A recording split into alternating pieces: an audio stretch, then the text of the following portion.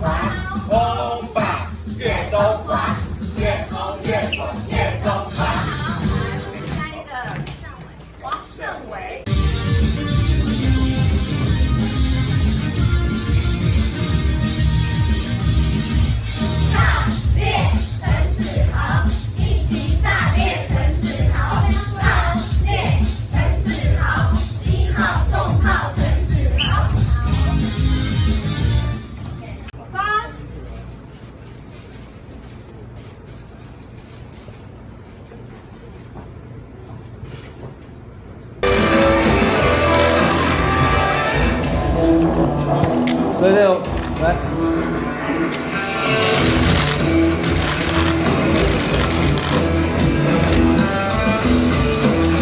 好，来换个手势。他们是跟亚兰有要求，那亚兰也没有说正式行文给我们主办国然后停止比赛。那所以我们还是照这个正常的程序来做往下走。那至于他们如果真的确定他们不来，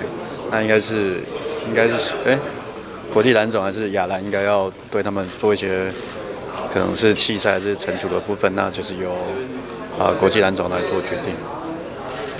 有那秘书长其实这前几天都有跟有发函，就是请看是不是说这个要延期，因为现在的这个赛其实是主客场，那主客场在有疫情下面就是之下那大家要进场干嘛的就是比较会那么不踊跃，那有点失去主客场的意义。但是我们是主办方那我们是主办方，那再来就是这个权利，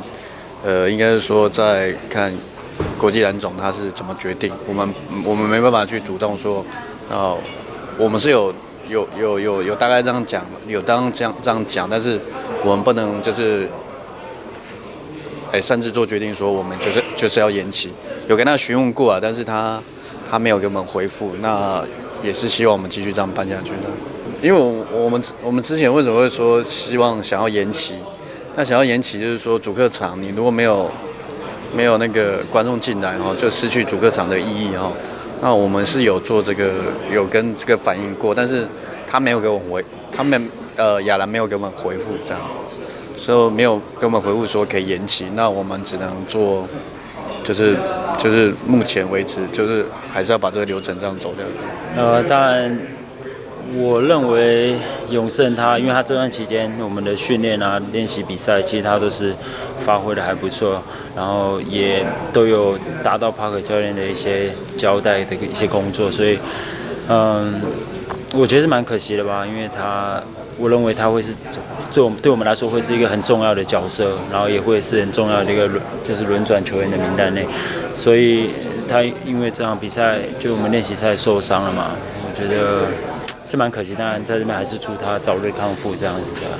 当然，我们希望有主场的优势吧。当然第一个就是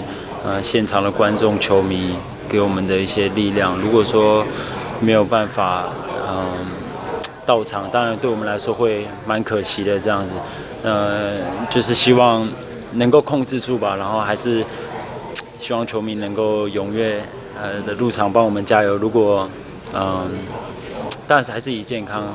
为第一优先啦，对啊，就是希望有很多的球迷能够进场为我们加油，给我们带来更多的力量，这样子，对啊。